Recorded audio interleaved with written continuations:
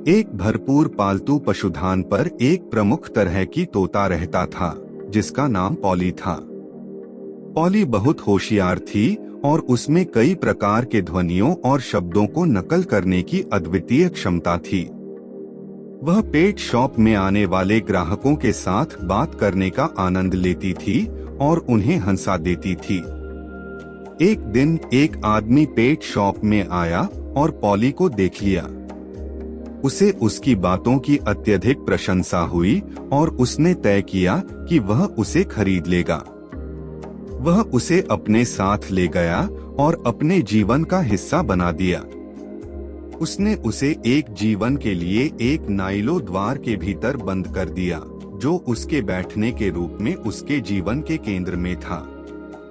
हालांकि पॉली की खुशी नए घर में पूर्वानुभव में तब्दील हो गई जैसे ही उसने पाया कि उसके नए मालिक बहुत ही श्रीमान नहीं थे।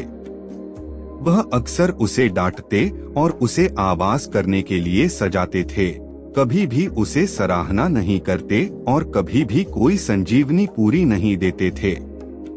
उनके पास एक कुत्ता भी था जिसका नाम रेक्स था, जो पॉली पर भौंकता और उसे डराता रहता था। पॉली का मन दुखा और क्रोधित हो गया।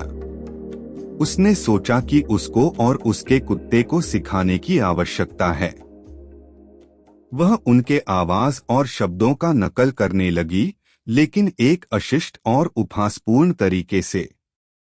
वह ऐसी बातें कहती थी जैसे, मुंह बंद करो तुम मूर्ख पक्षी, या भौंको तुम मूर्ख कुत्ते। वह उम्मीद कर रही थी कि उन्हें परेशानी होगी और वे उसे अकेले छोड़ देंगे, लेकिन उसकी योजना पलट गई।